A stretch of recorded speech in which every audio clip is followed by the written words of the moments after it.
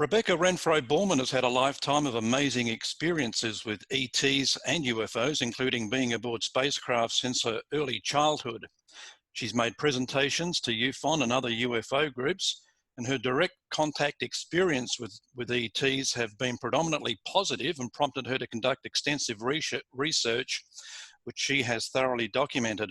She believes the best path going forward for humanity is for those people who have kept quiet about their experiences to share them. She joins us now. Hello, Rebecca. Hello, Dean. How are you today? I'm very good, thanks. How about you? Pretty good.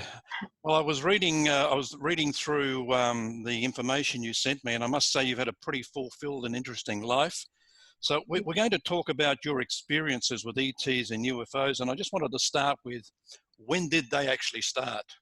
Around 7 years old. Okay, so yeah, we mentioned a lifetime. I mean, can you give us some description of what takes place when you have personal contact? Well, I guess I became so used to it because as a child, they would visit in two predominantly places. One behind our home here, where I grew up in Florida, and at my grandfather's home in Georgia. So I would just simply go out whenever I knew they were around. And it's easy to know when they're there because they either let you know telepathically, or you feel the magnetic pull on the skin, like a magnet to a magnet. And you go where they tell you to go and you visit. And there was always a preparation time, going into a particular dimension. I used to call it in dimension, is what I actually referred to it as. And it went from there, establishing that relationship as a child. And when I would step in with the extraterrestrials, at that time when I was little, I noticed that they would do what is familiar to us as touch and goes, where the military was there, ETs were there, you were interviewed, you were observed, you learned. It was quite a mixture. I can't say I fully understand that from my childhood, but it was just as real as anything. And my mother did talk to me about it prior to her death, and she reminded me of the encounters at the front door where they would come to take me, and she wasn't quite happy with it, but would remain there until they brought me back and put me to bed. So that's how it began, and then it just remained over a period of my entire life, and it continues to today, but not as deeply as it was growing up. Were you ever frightened as a child when it first started to happen? No, I was not, because they were nice. Okay. What did they communicate to you? What kind of things did they tell you? Well, I'll just give one as an example. They would teach you how to mathematically move space, jump off of a section of a building or a place, no matter what its height was, and you would calculate it and jump down and regulate how you would calculate your descent. And you were being observed by military and the ETs. The ETs liked me. I was extremely creative because that's been my life in the arts. So they liked me for that. But the military did not choose to have me around. That was kind of what happened. And that's one thing that there's a difference. I'm going to make a break in here because you're asking a very good question. What do you learn? What was the result of it?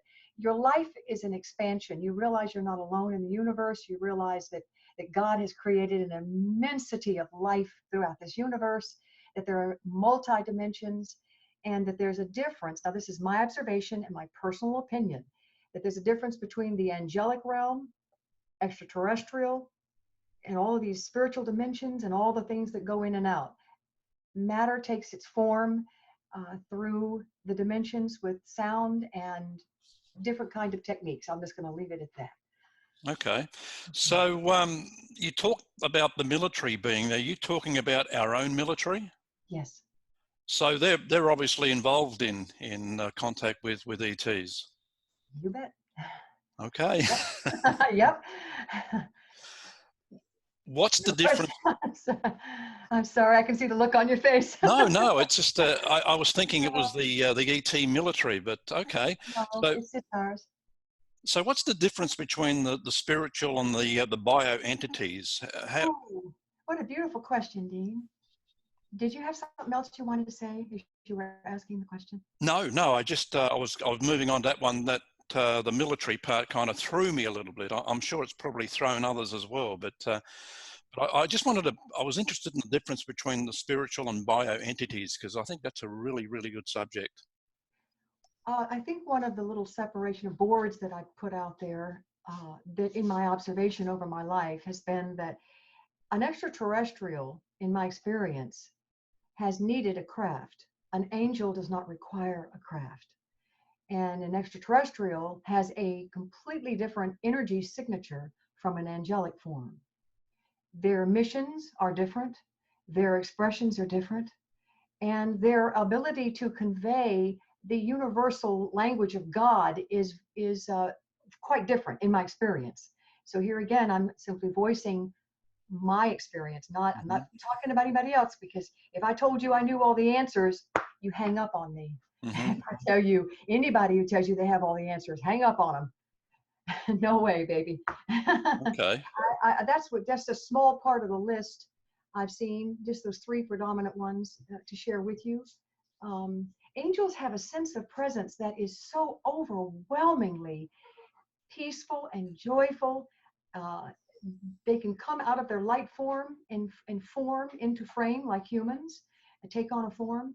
And I know that there are similarities between what the extraterrestrial realm can do, but those are just a few of the things I've noticed. Yep. On the Okay. list I sent you. Were they working together? Do they cross paths with each other? Not that I've seen, but I will relate one experience. I know it's going to sound religious, but I'm going to relate it anyway. No, go ahead. Okay, all right. My contact throughout my life was a very tall, they're between 6 to 8 feet tall. I call them the golden ones. They are closer to what you would refer to, if you could see the drawing, as a extra large gray, because of the way it was formed, but the skin was golden and beautiful. And my contact, I'll just speak it out, had wanted me to attend a particular conference, an alliance conference of some kind, which I was not familiar with or understood it until recently. That as a result, I believe his life was taken and killed. He was given an injection with what we have the equivalent of what we call cancer. Mm-hmm. And he came to see me prior to his passing, and told me not to cry, and that he was grateful for the creativity and the experience of learning that he had observed and gained from interaction with me throughout his life. And this was 2016, approximately 3:30 in the afternoon, at the home where I lived. I would get home from school. I would always get ready to take a nap, and he shows up.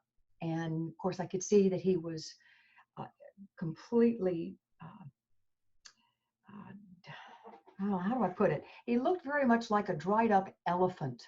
Wow. That's how the body looked. And so I started crying immediately, knowing something was wrong. And he said, "I know who Jesus Christ is. I know where I'm going. And thank you." And a quantum window opened on the side of my wall, and he stepped through it. I call it a quantum window because I really have no other reference to it but to call it that. That seems to be a good phrase after all my study within science and reading, to try to catch up to things I am not capable of explaining.